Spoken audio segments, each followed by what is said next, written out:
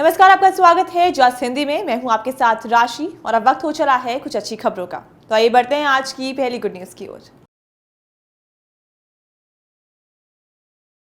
विश्व की सबसे बड़ी ऑफिस बिल्डिंग का खिताब अब तक अमेरिका के पेंटागन के पास था, जो अब छिनने वाला है। जी हां, भारत में दुनिया की सबसे बड़ी ऑफिस बिल्डिंग बन रही है। ये बिल्डिंग गुजरात के सूरत में बन रही है। सूरत को हीरे के व्यापार का केंद्र माना जाता है। इस बिल्डिंग को भी हीरे के व्यापार केंद्र के रूप में ही इस्तेमाल किया जाएगा। इस बिल्डिंग को पूरा बनाने में 4 साल का वक्त लग गया। ध्यान देने वाली बात यह है कि सूरत में विश्व के 90% हीरे का निर्माण होता है। वहीं अमेरिका के पेंटागन की बात करें तो इसके पास विश्व की सबसे बड़ी ऑफिस होने का ताज पिछले 80 सालों से था, लेकिन अब यह खिताब सूरत डायमंड बोर्स के पास जाने वाला है। इस शानदार बिल्डिंग का नाम सूरत डायमंड बोर्स रखा गया है। दुनिया के जेम कैपिटल के रूप में प्रसिद्ध सूरत की इस इमारत को वन स्टॉप डेस्टिनेशन के रूप में बनाया गया है। रिपोर्ट के मुताबिक इस बिल्डिंग को कुल 15 मंजिला बनाया गया है, जो 35 एकड़ में फैली हुई है। इसमें हीरे के व्यापार से जुड़े पॉलिशर्स, कटर्स और व्यापारी सभी के लिए सुविधाएं प्रदान की गई हैं।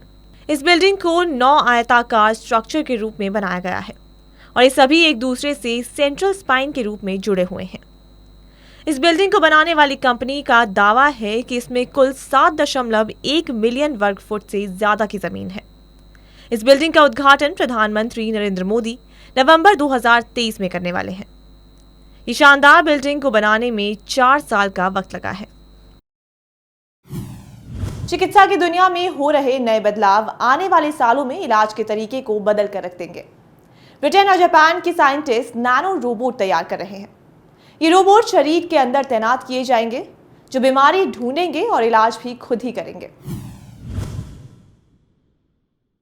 ब्रिटेन की लीड्स यूनिवर्सिटी में रोबोटिक्स विभाग में प्रोफेसर पिएत्रो ने 20 अलग अलग नैनो रोबोट्स तैयार किए। इनमें कैमरे और सेंसर लगे हैं। यहाँ तक कि कुछ नैनो रोबोट्स में रेडियो ट्रांसमीटर और रिसीवर भी हैं, ताकि सर्जन देख सकें कि शरीर के अंदर हो क्या रहा है और सर्जन इन रोबोट्स को आदेश दे सकें। ये कैप्सूल रोबोट इतने छोटे हैं कि इन्हें निगला जा सकता है या छिद्र के माध्यम से शरीर में भेजा जा सकता है। अगले महीने प्रोफेसर ने डिजाइन किए गए एक रोबोट का पहली बार मानव पर परीक्षण किया जाएगा। इस रोबोट को कोलोनोस्कोपी का दर्द मुक्त निवारण करने के मकसद से डिजाइन किया गया है, जहां असमानताओं की जांच के लिए कैमरे के साथ एक ट्यूब को कोलन में डाला जाता है। एक कोलोनोस्कोपी में 45 मिनट लगते हैं और रोगी को बेहोश करना पड़ता है। ब्रिटेन में हर साल लगभग 9 लाख कोलोनोस्कोपी की जाती है। प्रोफेसर कहते हैं कि कोलोनोस्कोपी दर्दनाक है। वहीं कैप्सूल रोबोट सिलेंडर के आकार का छोटा सा रोबोट है। इससे दर्द रहित इलाज होगा और रोगी को बेहोश नहीं करना पड़ेगा।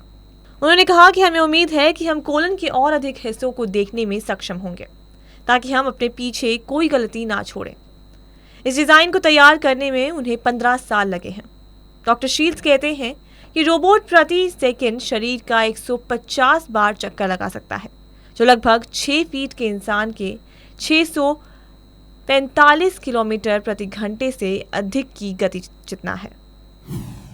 सिंगापुर पासपोर्ट दुनिया का सबसे पावरफुल पासपोर्ट बन गया है। यानी इस देश के नागरिक वीजा के बिना ही 192 देशों में ट्रैवल कर सकते हैं। पासपोर्ट रैंकिंग जारी करने वाली ऑर्गेनाइजेशन हेनले पार्टनर्स ने 2023 के लिए हेनले पासपोर्ट इंडेक्स जारी किया है। रैंकिंग में भारत 80वें स्थान पर पहुंच गया है। पिछले साल भारत का स्थान 87वां था। भारतीय नागरिक 57 देशों में वीजा फ्री ट्रैवल कर सकते हैं। वहीं पाकिस्तानी पासपोर्ट की रैंकिंग 100वीं है। पाकिस्तानी नागरिक सिर्फ 33 देशों में ही वीजा फ्री ट्रैवल कर सकते हैं। दूसरे स्थान पर जर्मनी, इटली और स्पेन रहे। यहाँ के नागरिक बिना वीजा 190 देशों की यात्रा कर सकते हैं। वहीं पिछले 5 सालों से सबसे पावरफुल पासपोर्ट के पहले पायदान पर बरकरार जापान फिसलकर इस साल तीसरे नंबर पर पहुंच गया है। South Korea, Austria, Finland, France, Luxembourg और स्वीडन भी तीसरे स्थान पर हैं। रैंकिंग में अमेरिका का पासपोर्ट 8वें और ब्रिटेन का पासपोर्ट 4थे स्थान पर है। साल में 2 बार ये रैंकिंग जारी की जाती है। पहली बार जनवरी और दूसरी बार जुलाई में इंडेक्स जारी किया जाता है। हेनले पासपोर्ट वीजा इंडेक्स की वेबसाइट के मुताबिक पूरे साल रियल टाइम डेटा अपडेट किया जाता है।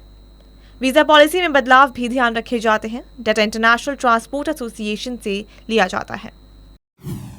क्रूज शिप्स की बात होती है तो अक्सर लोगों के जहन में टाइटैनिक का नाम आता है, लेकिन जनवरी 2024 में एक क्रूज शिप लॉन्च होने जा रहा है और ये दुनिया का सबसे बड़ा क्रूज शिप होगा। इसका नाम है icon of the sea. Titanic के बारे में ये दावा किया गया था कि वो कभी ना डूबने वाली एक जहाज है। बहरहाल आइकॉन ऑफ द सी के बारे में ऐसा कोई दावा नहीं किया जा रहा। ये जरूर है कि जब से इसकी लॉन्चिंग के बारे में इसके मेकर्स रॉयल कैरिबियन इंटरनेशनल ने जानकारी दी है, तब से सोशल मीडिया पर कुछ लोग इसे भयानक या दैत्याकार बताकर तंज कस रहे हैं। यहाँ हम कुछ फोटोज के जरिए आपको दुनिया के सबसे बड़े क्रूज शिप के बारे में जानकारी दे रहे हैं। तो चलिए तस्वीरों के जरिए इस सफर का लुत्फ उठाते हैं। इस क्रूज शिप में 5610 पैसेंजर्स और 2350 क्रू मेंबर्स आ सकते हैं। ये टाइटैनिक से 5 गुना बड़ा और इतना ही ज्यादा भारी है। आइकॉन ऑफ द सी पर कुल 19 फ्लोर हैं। इसके अलावा पैसेंजर्स के लिए 40 बेहतरीन बार और रेस्टोरेंट हैं। इन सभी में बोलिंग गेम का भी इंतजाम अलग से किया गया है। जहाज की कुल लंबाई 1198 फीट है। वजन 2,50,800 गीगाटन।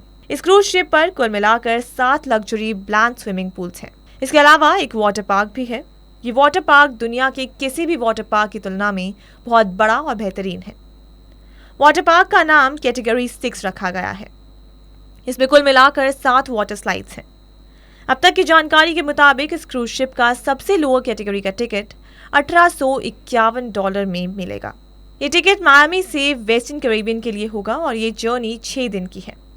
ये टिकट सिर्फ अगले साल सितंबर में मिलेगा। इस क्रूज शिप के टेस्ट 22 जून को शुरू हुए थे और ये अब तक जारी हैं। कुछ रिपोर्ट्स के मुताबिक जहाज में 28 तरह के रूम्स हैं। देश के गरीब तबके के लिए भारत सरकार वंदे भारत की तर्ज पर जल्द ही वंदे साधारण ट्रेन लेकर आने वाली है। ये एक नॉन एसी ट्रेन होगी, हालांकि इसकी स्पीड वंदे भारत जैसी होगी।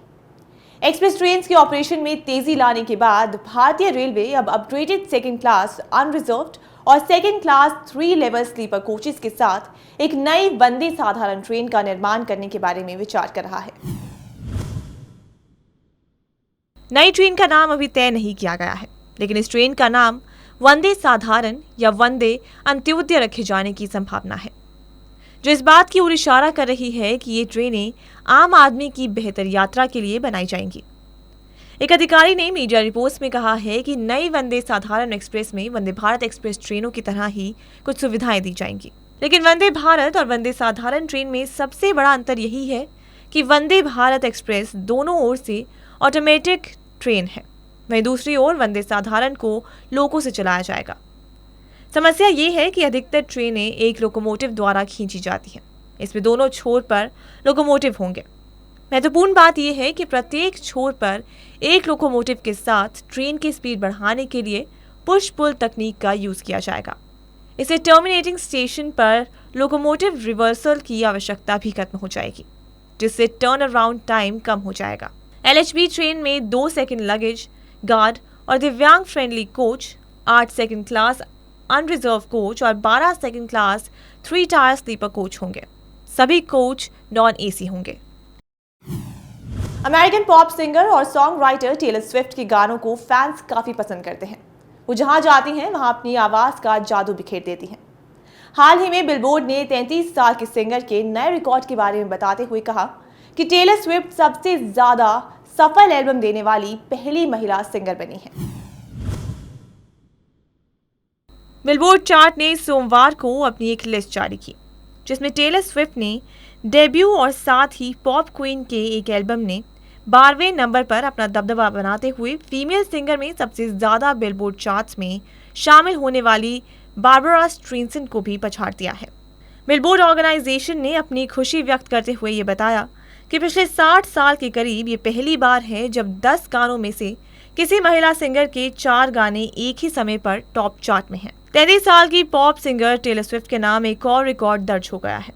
आपको बता दें कि pop singer Taylor Swift social media पर भी काफी पॉपुलर हैं। 33 साल की टेलर स्विफ्ट इंस्टाग्राम फॉलोअर्स के मामले में भी हॉलीवुड सिंगर सेलेना गोमेज को कड़ी टक्कर देती हैं।